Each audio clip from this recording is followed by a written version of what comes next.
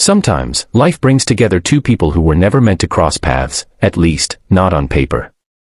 A wealthy CEO running a billion-dollar company, and a single dad just trying to survive one more day. But on a rainy night behind a downtown restaurant, their worlds collided in a way that changed both of them forever. Because that was the night a desperate CEO stepped out of a black car, walked straight up to a man in a janitor's uniform, and whispered the words she had never imagined saying to a stranger: "Please. I need you to pretend to be my husband. Just for one day." And his answer? It wasn't money. It wasn't fame. It wasn't even a favor in return. It was one simple condition, one that froze her in place.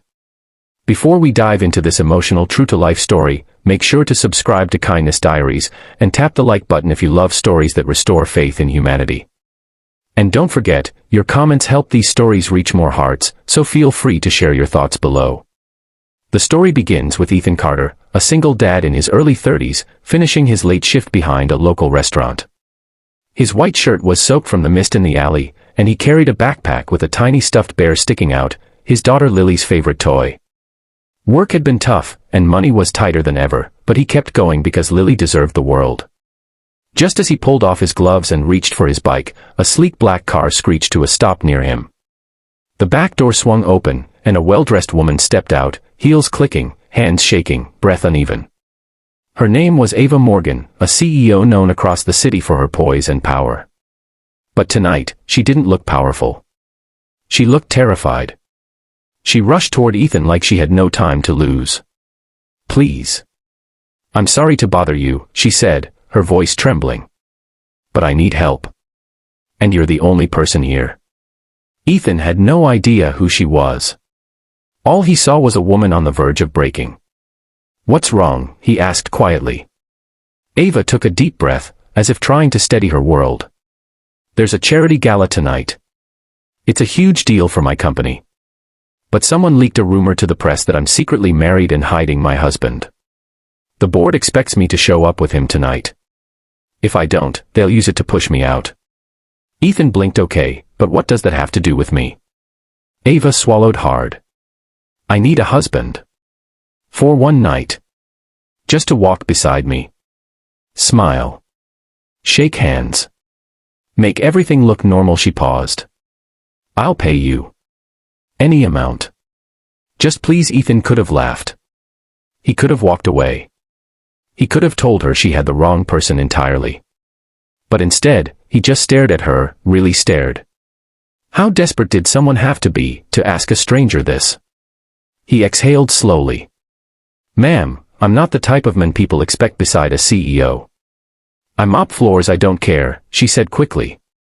"I just need someone kind. Someone I can trust not to make this worse." That word, kind, hit Ethan right in the chest. Because that's all he ever tried to be, even when life didn't return the favor. He finally nodded. "Okay. I'll do it." Ava's shoulders fell with relief. Thank you so much. What do you want in return?" "I'll sign anything." Ethan shook his head. "No paperwork.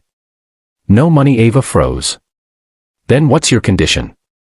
Ethan looked directly into her eyes, calm and steady. "Just be kind.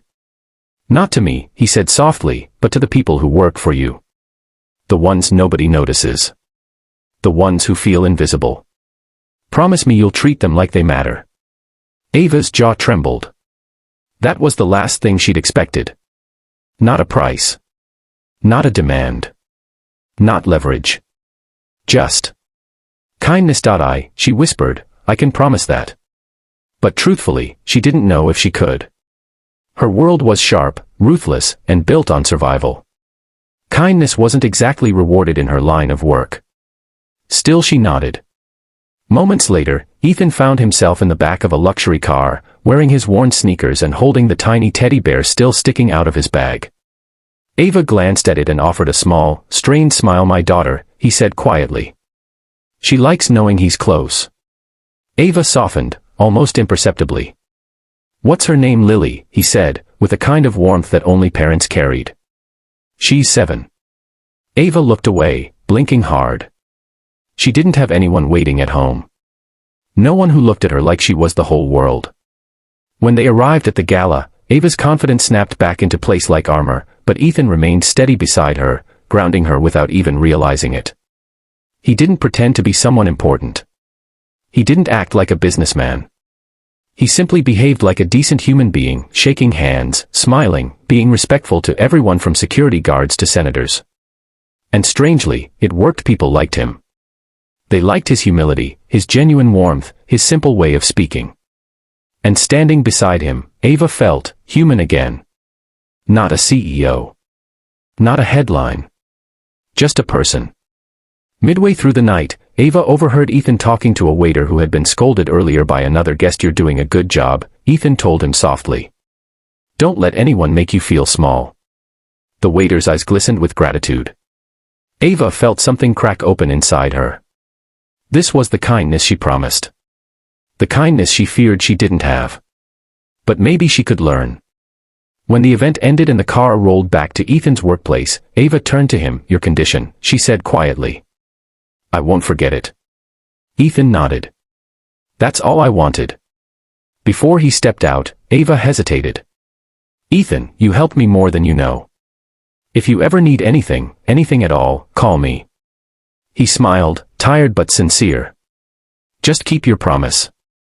That's enough."